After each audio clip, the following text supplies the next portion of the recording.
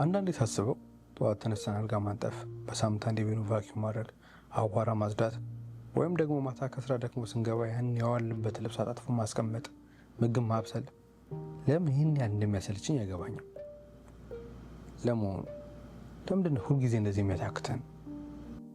እውነቱን ነጋገር ከተባለ እኮ ተቀጥረን ስንሰራ አለቃ ፈርተን የሰው ፊት አይተን ተጨንቀን ነው የምንሰራው።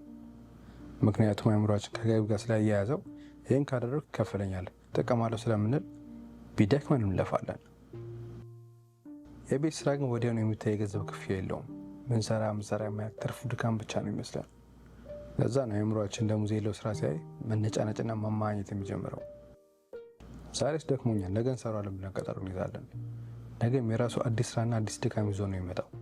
ይህኔ ነው እንግዲህ ስራው የሚከማቸው፣ ቤቱም ጭንቅላታችን አብሮ የሚዝረከረከው። ታዲያ መፍትሄው ለዚህ ምንድን ነው? ዋናው ችግር የሚመስለኝ ጭንቅላታችን ሁሉም ነገር ከገንዘብና ከጥቅም ጋር ማገናኘታችን ነው። ግን ልብ ልንለው የሚገባው ነገር ንጹህ ቤትና የተስተካከለ ክፍል አእምሯችን የሚሰጠው እረፍት እመኑኝ ከምንም አይነት ትልቅ ደሞዝ በላይ ነው። ስለዚህ ዛሬውን እንጀምር። ምክንያቱም ትልቁ ህይወታችን ማስተካከል የምንጀምረው ከትንሹ አልጋችን ማጠፍ ስንጀምር ነው።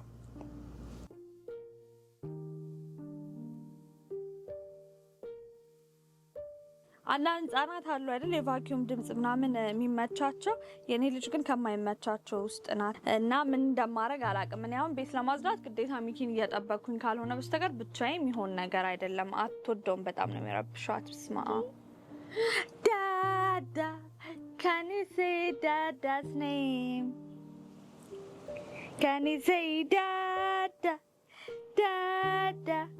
Can you say dada's name? Can you say mama mama? Can you say mama's name? እናንተ መሽለት የሆነ ጥናት አይቼ ምን ይላል? የቤት ስራ ሲሰሩ ያደጉ ልጆች የስኬት መጠናቸው ይጨምራል የቤት ስራ ሲሰሩ ካላደጉ ልጆች የሚል አየሁኝና በአንድ በኩል ሳስበው እውነት ነው። እንደኔ ከሆናችሁ እኔ ብዙ የቤት ስራ መስራት ግዴታ ስለሆነብኝ ነው እንጂ ማደርገው ምዝናናበት ነገር አይደለም። ግን ደግሞ ምን አልወድም፣ ቤት የተዝረከረከ ቤት አልወድም። ላይክ በጣም መጣላው ነገር ቢኖር እሱ ነው። ጭንቅላቴን የባሰ ዲፕሬሽን ውስጥ ምናምን የሚከተኝ የተዝረከረከ ቤት ነው። በነገራችን ላይ ይህንን መጽሐፍ I don't think so በጣም ፖፑላር የሆነ መጽሐፍ ግን The Power of Pause ይላል። እናቶች ስራችሁን አቁማችሁ ቤት ውስጥ ልጅ ለምታሳድጉ እናቶች እዛ ላይ ስላለው የገልቲነት ስሜት፣ የማህበረሰብ ተጽዕኖ፣ የቤተሰብ ተጽዕኖ፣ የራስ ተጽዕኖ፣ ፋይናንሻል ያለው ነገር ምናምን ስለዛ የሚያወራ መጽሐፍ ነው። ቤት ስለሆናችሁ እናቶች ሪኮማንድ አደርጋለሁ ማለት ነው። የያዝኩት መጽሐፍ ደግሞ እስፋኒ ከኢትዮጵያ አንፃር this is funny whatever ይሁን እና እንደዛ ነው ላችኋለሁ። እና ስትሰሩ ያደጋችሁ እናቴ አሁን ተጠቀማችሁ። እና የሆነ እንትን ማይቼ ነበረ ወሬ ነገር ነው የሰማሁት። ምን ይላል?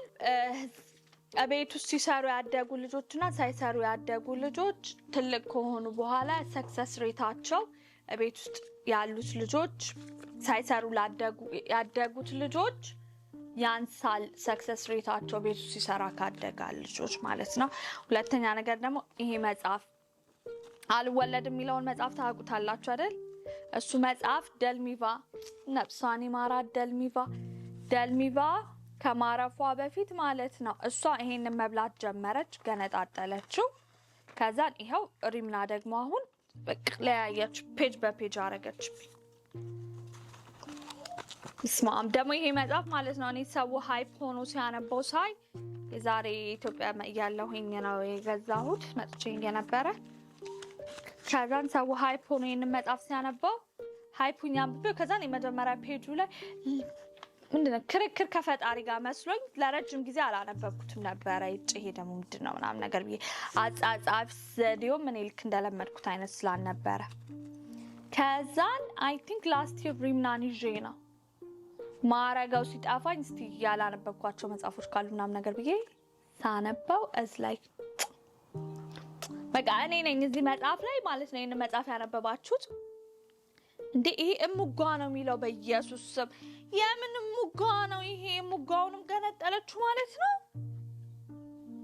ዋት ዘ ሄል! አረ ይሄ አልወለድም ነው በስላሴ።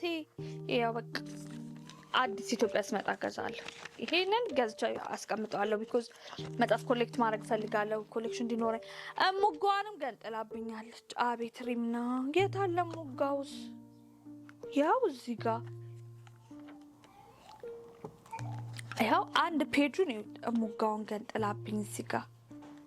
ቆይ ለብደዋለሁ ቀን ጠብቄ።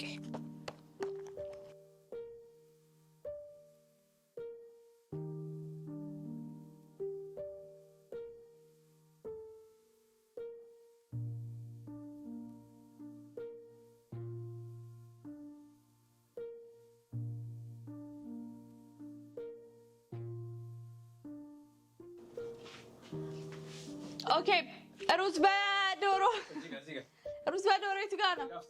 እዚህ ጋር እርቧቸዋል። እሺ ይኸው። እሺ እዚህ ጋር ዶሮ ለብቻው። እሺ ኦኬ። ውሃ ተረስቷል። ውሃ። ኧረ ለአስተናጋጇ ለሼፏስ? ኦኬ ቡና በስንት ሰዓት ላይ ይምጣ? በኋላ ይምጣ ቡና ከጨረስን በኋላ። እሺ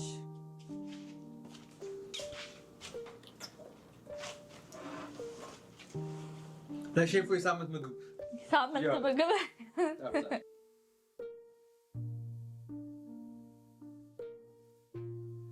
የስራ ቀላል የለም ይባላል አይደለ? አሁን እንደዚህ ሰርተን እርፍ ስንል ያለው እርካታ እንዴት እንደሚያስደስት እኮ አንድ አባባል የሚኪ አጎት ሲለው የሰማሁት ሸራቱ መኩ ምን አለ? የሰው ልጅ እረፍትን የሚያጣጥመው በሚሮጥ ጊዜ በሚሰራ ጊዜ ነው እንጂ ቁጭ ካልክ ቁጭ ያለ ሰው እረፍትን አያውቅም። እረፍትን አታጣጥሙትም እና ተንቀሳቀሱ፣ ስሩ ብሎ መከረውና እውነቱን ነውና በዛ አጋጣሚ ማለት ነው ሁሌ በጣም ደክሞኝ እርፍ ስል ትዝ የሚለኝ የእሱ ነው። በጣም እኮ ነው የምታጣጥመው አይደለ? በቃ ደክሞሽ ምናምን በቃ ታች ላይ ብለ ቁጭ ስትይ ያለው ደስታ ያለው የመንፈስ እርካታና ድካሙ ለራሱ እረፍትን የዛኔ እንድናጣጥመው ያደርገናል።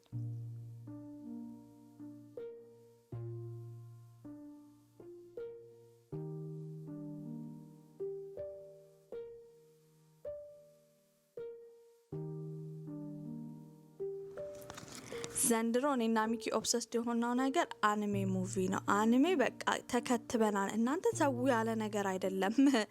አኒሜ ላይ እንደዚህ በጣም ኦብሰስድ የሆነው የፊልሙን ርዕስ ለማወቅ ከፈለጋችሁ ቪንላንድ ሳጋ ነው የሚለውና አሪፍ ነው። ደስ ይላል። አይ ቲንክ በኖርማሉንም በቫይኪንግ ያየ ነው ይመስለኛል። ቫይኪንግ በሚል ግን በጣም ደስ የሚል ፊልም ነው።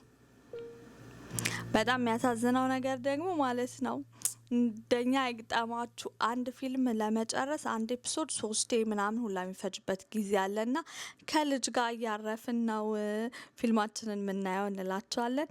በሚመጣው ሳምንት እስከምንገናኝ ድረስ ቸር ሰንብቱ። መልካም ይግጠማችሁ። ባይ ባይ።